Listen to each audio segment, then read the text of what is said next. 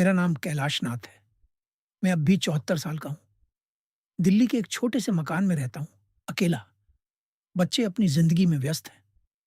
बेटा पुणे में है, बेटी कनाडा चली गई। फ़ोन आते हैं कभी-कभी। मैं उन्हें दोष नहीं देता। शायद मैंने भी अपने बाप से ऐसे ही बात की होगी। आज रात नींद नहीं आ रही थी। बैठा था छत पर, ठंडी हवा चल रही थी और अचानक एक ख़्याल आया मन में कि मैं वही बन गया जिससे मैं डरता था। जवानी में जब मैं 22-23 साल का था, मैंने अपने बाबूजी को देखा था। वो हमेशा गुस्से में रहते थे। हमेशा काम की बात करते थे। हमेशा कहते थे, "पढ़ो, नौकरी करो, पैसे कमाओ, घर सँभालो।" कभी हँसते नहीं थे, कभी हमसे बैठकर बात नहीं करते थे, सिर्फ़ हुक्म देते थे। मैं सोचता था कि मैं कभी ऐसा नहीं बनूँगा। मैं अपने बच्चों से प्यार से बात करूँगा, उनके साथ वक़्त बिताऊँगा, उनकी सुनूँगा, मैं अलग रहूँगा। पर आज इस उम्र में और जब मैं पीछे मुड़कर देखता हूँ, तो पता चलता है कि मैं भी वही बन गया, बिल्कुल वही। मैंने भी अपने बच्चों से कभी दिल की बात नहीं की। मैंने भी बस यही कहा, पढ़ाई करो, नंबर लाओ, अच्छी नौकरी करो। मैंने भी उन्हें वो नहीं बनने दिया जो वो बनना चाहते थे। मैंने भी डर से ज़िंदगी जी और उसी डर को मैंने अपने घर में फैला दिया। ये कैसे हुआ? मुझे पता नहीं, शायद धीरे-धीरे होता है। जब आप सोच रहे होते हैं कि आप सही कर रहे हैं, तब आप गलत करते हैं। मैं बताता हूँ आपको, जब मेरी शादी हुई, मैं 25 साल का था, पार्वती से। अच्छी लड़की थी, शांत, समझदार। पहले 2 साल अच्छे गए, फिर बच्चे हुए, फिर ज़िम्मेदारियाँ बढ़ीं, फिर नौकरी का दबाव आया, फिर मकान का लोन लिया, फिर सब बदल गया। मैं सुबह 6 बजे निकल जाता था, ऑफ़िस दूर था, ट्रेन में धक्का-मुक्की, भीड़, पसीना के थकान। शाम को 8 बजे लौटता था, खाना खाता, न्यूज़ देखता, सो जाता। बच्चे मेरे साथ खेलना चाहते थे, पर मैं कहता था, "अभी नहीं, बाद में, थका हूँ, काम है, पढ़ाई करो जाकर।" पार्वती कहती थी, "एक दिन छुट्टी ले लो, घर पर रहो, बच्चों के साथ बैठो।" पर मैं कहता था, "छुट्टी लूँगा तो सैलरी कटेगी, बॉस नाराज़ होगा, प्रमोशन नहीं मिलेगा।" मुझे लगता था कि मैं सही कर रहा हूँ, कि मैं अपनी ज़िम्मेदारी निभा रहा हूँ, कि पैसे कमाना ही सबसे ज़रूरी है, क्योंकि पैसे के बिना घर नहीं चलता, बच्चों की पढ़ाई नहीं होती, इज़्ज़त नहीं मिलती। पर सच ये है कि मैं डर रहा था। मैं डरता था कि अगर मैंने मेहनत नहीं की, तो हम गरीब हो जाएँगे। मैं डरता था कि लोग क्या कहेंगे, अगर मेरे बच्चे अच्छे नंबर नहीं लाए। मैं डरता था कि अगर मैंने नौकरी छोड़ दी, तो मेरी कोई पहचान नहीं रहेगी और उस डर ने मुझे वो बना दिया जिससे मैं डरता था। मेरा बेटा अनिल, उसे पेंटिंग का शौक था। छोटे थे तब, हम 7-8 साल के होंगे। स्कूल से आते और रंग लेकर बैठ जाते। घंटों बैठे रहते। कभी पहाड़ बनाते, कभी नदी, कभी पेड़। एक दिन उन्होंने मुझे एक पेंटिंग दिखाई, बड़े गर्व से। बोले, "पापा, देखो ये मैंने बनाया है।" मैंने देखा, अच्छी थी, पर मैंने कहा, "बहुत अच्छा, अब जाओ, होमवर्क करो।" पेंटिंग से क्या होगा? साइंस और मैथ्स पढ़ो। उनकी आँखों में जो चमक थी, वो फीकी पड़ गई, पर मैंने नोटिस नहीं किया। मुझे लगा कि मैं उन्हें सही रास्ता दिखा रहा हूँ।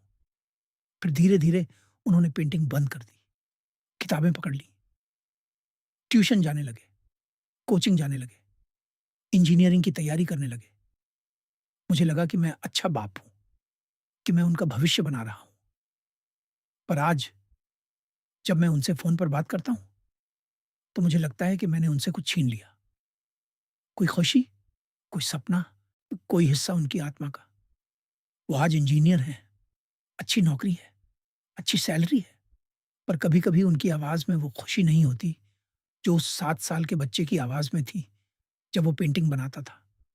और ये बात मुझे अंदर से तोड़ती है। मेरी बेटी प्रिया, वो गाना गाती थी, मीठी आवाज़ थी उसकी। पड़ोस में लोग कहते थे, "क्या आवाज़ है इसकी?" स्कूल में फंक्शन होते, तो उसे बुलाते थे, पर मैंने कहा, "गाने से क्या होगा?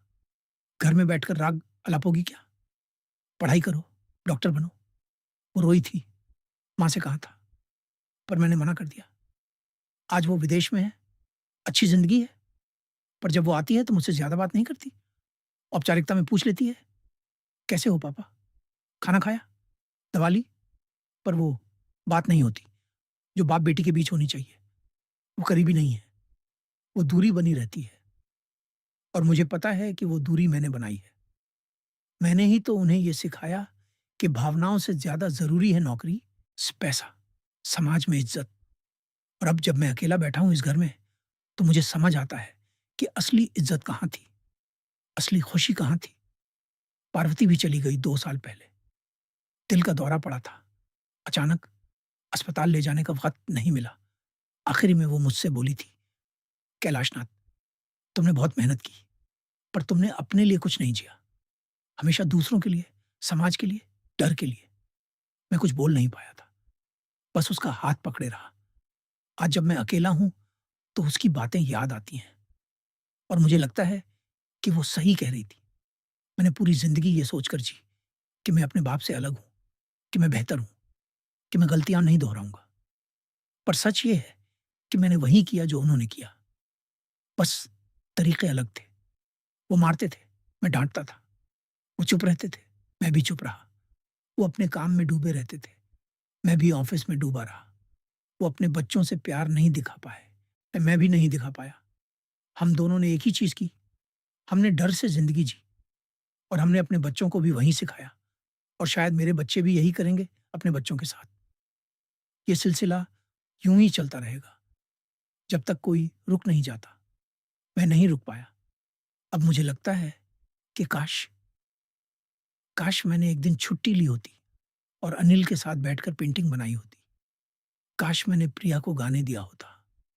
काश मैंने पार्वती के साथ समुद्र किनारे घूमने जाने का प्लान बनाया होता। काश मैंने ये सोचा होता कि जिंदगी सिर्फ जिम्मेदारियां निभाने का नाम नहीं है, कि कभी-कभी खुश होना भी जरूरी है, कि अपने लोगों के साथ वक्त बिताना भी जरूरी है। पर मुझे लगता था कि ये सब फालतू की बातें हैं, कि असली आदमी वो है जो काम करे, पैसे कमाए, ये घर चलाए, बाकी सब बेकार है। और आज मुझे पता चल रहा है कि बेकार तो मैं था, क्योंकि मैंने अपनी जिंदगी जी ही नहीं। मैं बस डर के सहारे चलता रहा। शायद आप भी ऐसा कुछ महसूस करते हैं। शायद आप भी किसी से डरते हैं। शायद आपके माता पिता ने भी आपको वही सिखाया, और शायद आप भी अपने बच्चों को वही सिखा रहे हैं। मैं आपको कोई उपदेश नहीं दे रहा, मैं कोई संत नहीं हूं। मैं तो एक बूढ़ा आदमी हूं जिसे देर से समझ आई। बस इतना कहूंगा, कभी कभी रुक कर सोचिए कि आप क्या बन रहे हैं, कि आप किसकी नकल कर रहे हैं, कि आप अपने बच्चों को क्या सिखा रहे हैं।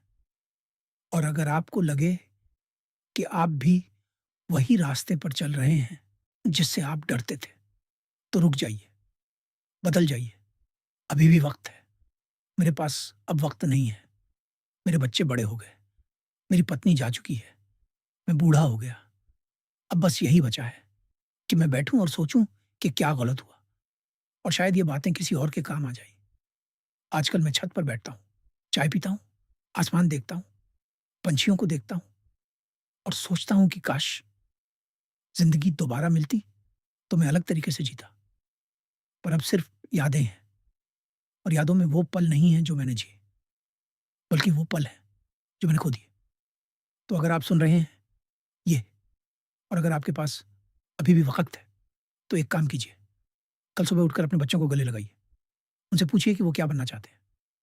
सुनिए उन्हें, समझिए उन्हें। अपनी पत्नी से बात कीजिए, दिल की बात, उसे वक़्त दीजिए। और सबसे ज़रूरी, अपने आप से पूछिए कि आप सच में क्या चाहते हैं, ना कि समाज क्या चाहता है। और अगर आपको लगे कि आप या भी वही बन रहे हैं जिससे आप डरते थे, तो रुक जाइए अभी, इसी पल, क्योंकि बाद में रुकने से कोई फ़ायदा नहीं। मेरा नाम कैलाश नाथ है, 74 साल का, और मैं वही बन गया जिससे मैं डरता था। पर शायद आप बच सकते हैं। शुभ रात्रि।